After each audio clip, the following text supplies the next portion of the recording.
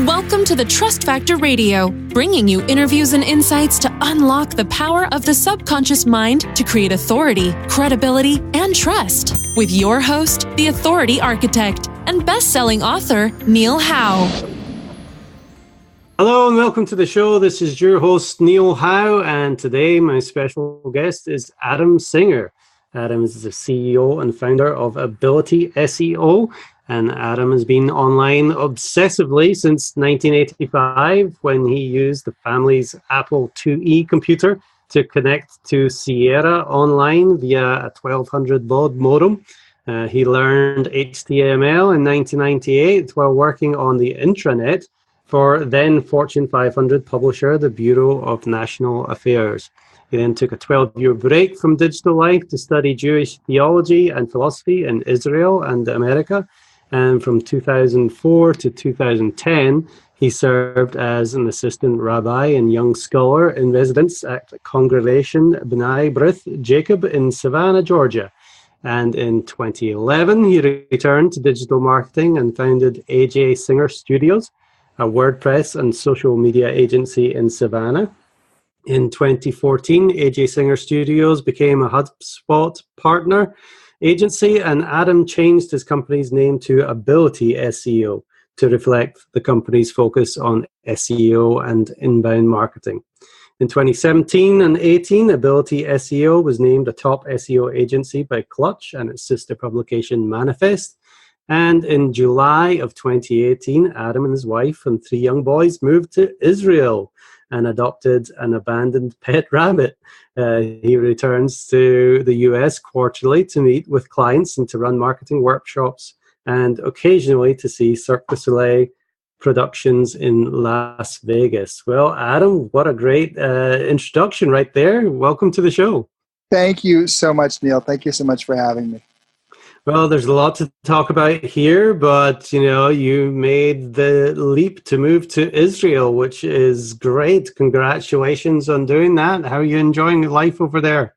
Unbelievably. It is just fabulous. We've lived in a lot of places, and I have to say that the charm, the warmth, and just everything has been so wonderful here. Thank God. Nice. Well, you've been able to keep your business going. This is the beauty of World Wide Web, where opportunities are available to live anywhere in the world. You've got Ability SEO. Tell us a little bit more about the company then and who it is that you serve. Yeah. Ability SEO is an inbound marketing and SEO agency, as you mentioned in the introduction. I have ambitions of someday finding that one niche where I'm just the guy who you focus on. That's the guy for home builders or the guy for biotech companies.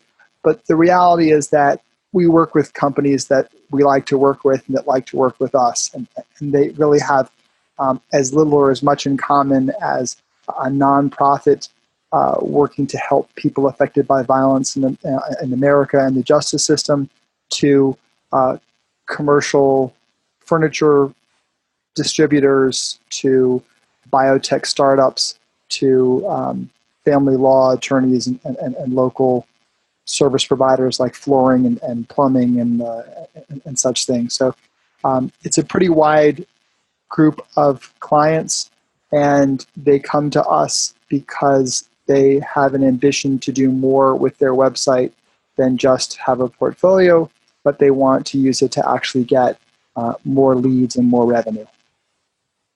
Right, and that's an important point to bring up.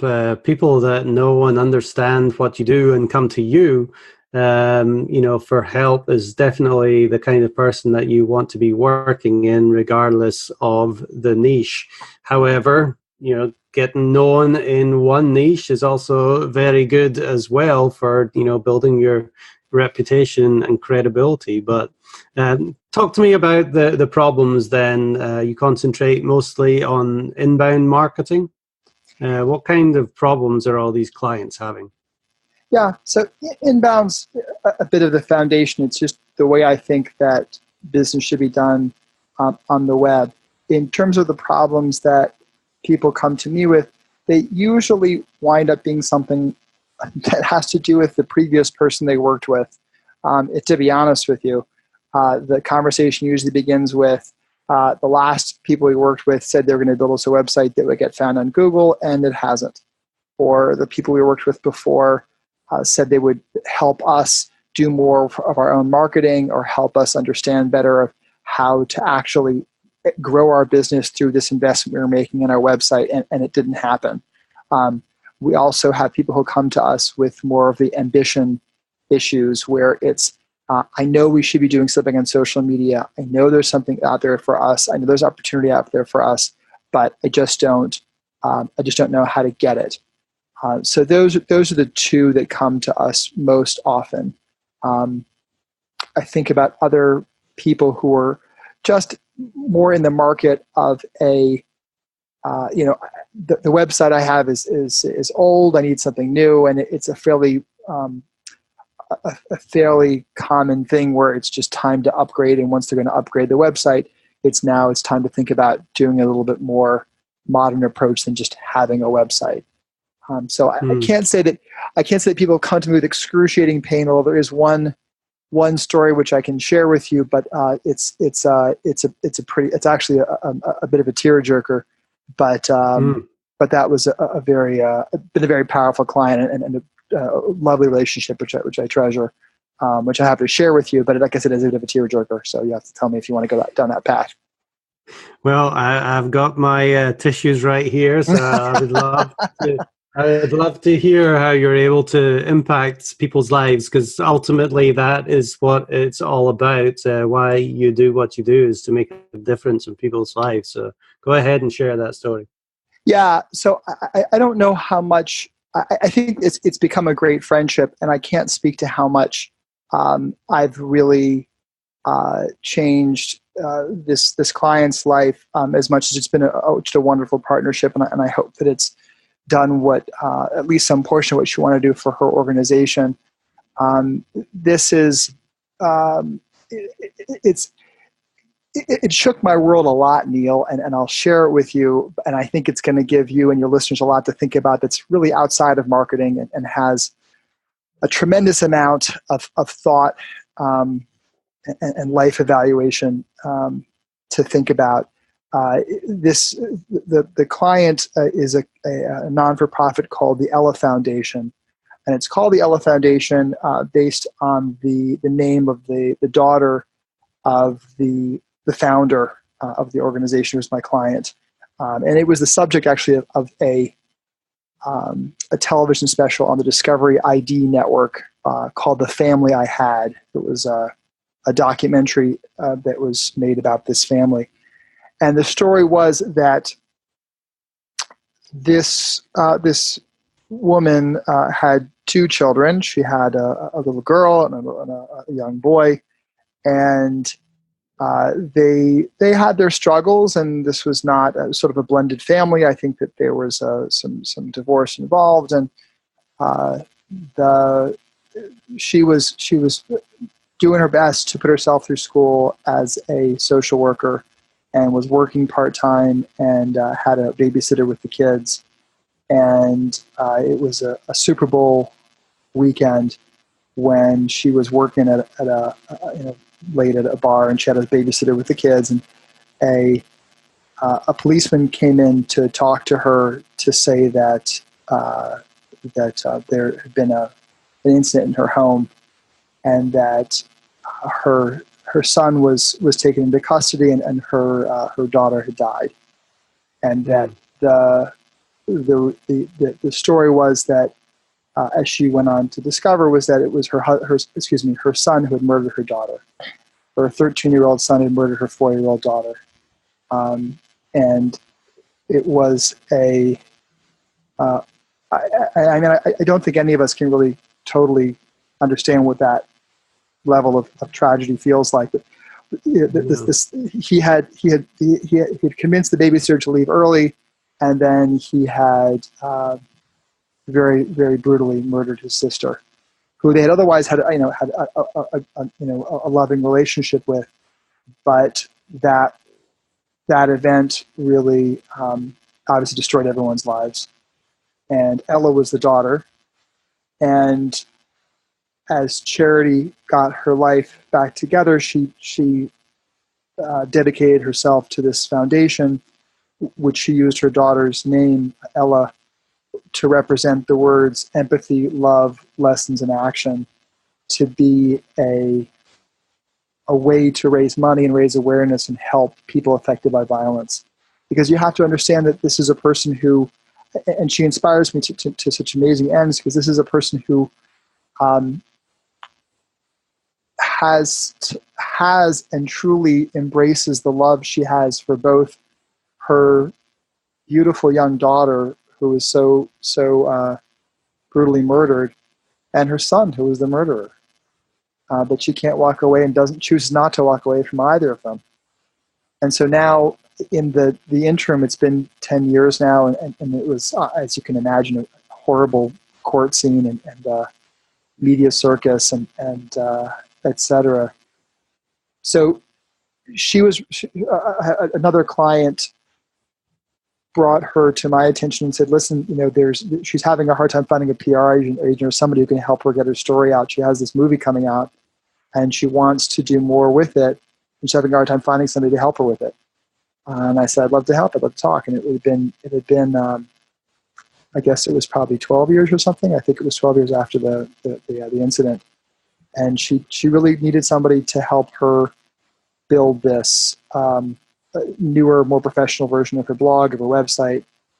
And we did that. And we were able to not just build the website, but because we built it with kind of the inbound methodology in mind, I think that she went from having a contact database of about 150 people to having about 1,200 people to having about, I think we got about 1,000, maybe more, contacts for her database.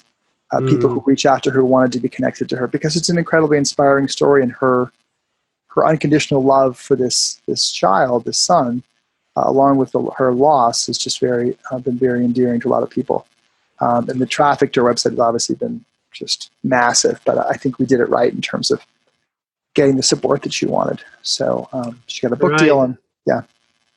Yeah, and that's a tragic story, but it's a story, like you said, that people get connected to, and to move that to the marketing message here on this podcast is stories are extremely powerful.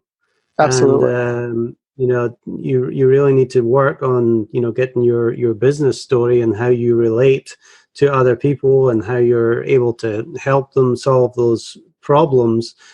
Get that story told, and find the right media and PR to get that message out there. So is that primarily what you do, is use media and PR to help your clients? Really, no. I think my biggest contribution there and in general was harnessing that story, or harnessing that PR event, which was this documentary, and being able to convert it to something that had real value to her overall mission. So it's really the conversion that once you have something of value, whether it's a story, a service, whatever it is, and you want to harness that value into whether it's whatever dent you care to make in the universe, it's setting up your website in order to be able to do that, so that it gets found, which it did, and so that it generates the next step in what your business needs. Whether that's contacts you can then connect to organize to do whatever it is you're planning to whatever change you're trying to make in the world, or whether it's to raise money, or whether it's to sell a product. But it's using the internet in a way that serves your business, your organization's mission. That's right. What I add. So let's talk about those two areas, which are the traffic, which you have to get found first, but then you talked about that conversion mechanism that gets people to take action. Share with me how you implement both of those for your clients. Yeah. So we have what's called the Ability SEO process, which we call data, growth, and leadership. And that's a 5-stage process. 6-stage process. Data is an acronym that stands for discover, align, test, analyze, and then growth and leadership. So how we do it is first we discover, we understand what you do, and we then use internet tools through Google, through a few different software companies, which I'm happy to share with you if you want to know all the details of it, but a few different platforms to understand what your target market wants. How do we make sure that when you talk about what you do and what you want to sell, that it's going to resonate with the people who you want to sell to? That's the discovery phase, because what we're trying to achieve both for Google and for your business is that when people see you for the first time, whether it's on Google, whether it's on social media, whether it's in a conference, is that they have the experience that says, oh God, this is exactly what I'm looking for. This is what I want. Mm-hmm. That's alignment. That's the next phase. And then we try to create that alignment through the website, social media, email, sales process, all the touch points.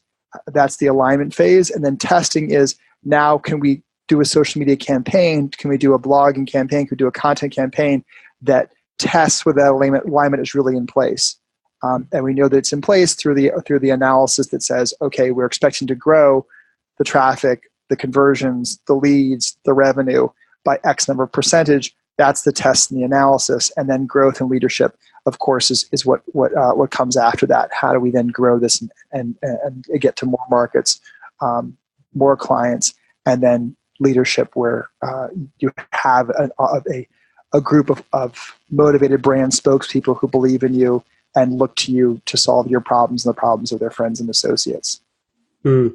And that's, the whole growth and leadership part is, once you've established that audience, you have to develop that trust and credibility with them. And then they go out and become those brand evangelists. How do you help develop that trust and credibility within your marketing? Yeah. So I can speak to it from the marketing I do for my own company. I think it depends on what your personal strengths and your personal interests are. I believe in, I like to do public speaking. So I go out and do these workshops and make myself available to help people grow their business, develop their businesses. What I do for my clients is we try to have a philosophy that everything we create in content does one of 4 things: make people smarter, better, happier, more effective.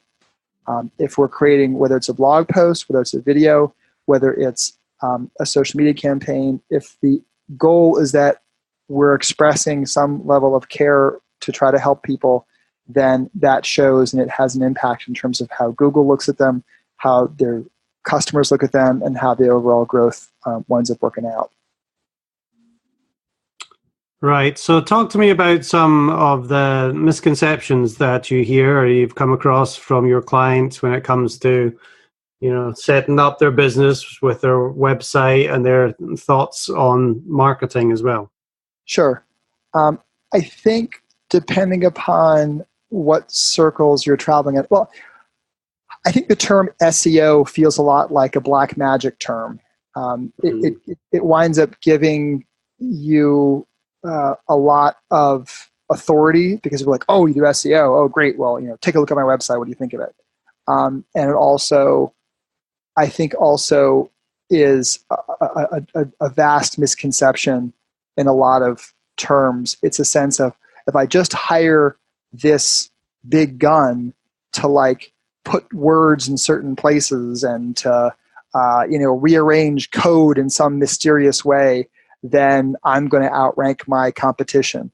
And I really give Google more credit than that. I think Google is ultimately, in a lot of ways, a source of good in the universe. And I think that the reality is that there isn't a shortcut to good SEO. Good SEO is like any other business tool, which is if you focus on creating something that's truly great and valuable and something that your prospective market will love, then Google will love you too. And that's what good SEO is. So the misconception is people think SEO is just sort of a wave a magic wand and pay a lot of money. And the reality is that it's the same thing that works in every other aspect of business, which is gaining trust and developing a level of authority because people trust you to deliver as much, if not dramatically more value than what you actually charge. And it takes time too to have an SEO program work for you, doesn't it? Yes, sir. Absolutely. Yeah. It takes time also in the sense that it takes time to create great content. There are shortcuts that you can take, but it usually winds up as being either time or money. Either you're going to have to pay more in the paid marketing side, where you're paying Google to get more attention to your website or to your whatever page it is, or you're taking more time to develop better content and taking more time to develop the audience for that content. Excuse me. So let's talk about some of the other clients that you've worked with over the years. Who sticks out in your mind? What kind of problems did they have when they came to you? What were you able to do for them, and ultimately, what was the outcome for them? Yeah, sure. So I had clients like Stone & Sullivan is a law firm in Savannah. Been working with them for, I think, 2 years, maybe 1 year. I don't remember. It's certainly over a year. And they came to us really because they had a website built, and they just found they couldn't work with the developer anymore. There was poor communication in terms of what he could ask them to do to help them move forward. There were some kind of organizational things in the website that led them to not really get found, even for some terms that really had very little competition, whether it was special needs law or was mediation. So we've had a great relationship with them over the last year. They've been happy to see that the ranks for terms like mediation and special needs law have come up dramatically, and they're now prominently on the first page, and that they have a relationship also that feels like they're excited, they're creative, they're feeling like they want to do more and they want to see more. They want to do more for their clients through our relationship. They want to be producing more content.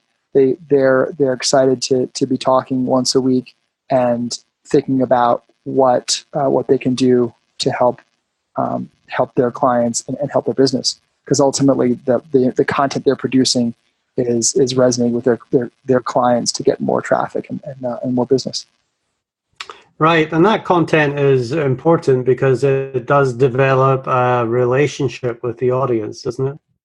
Absolutely. I mean, that's the way you give. That's the way you give in the internet age most effectively, right? Because it's all about really with the promise of doing business online, or not even doing business online, but having an online presence as a business, is that we're all trying to make more money in less time.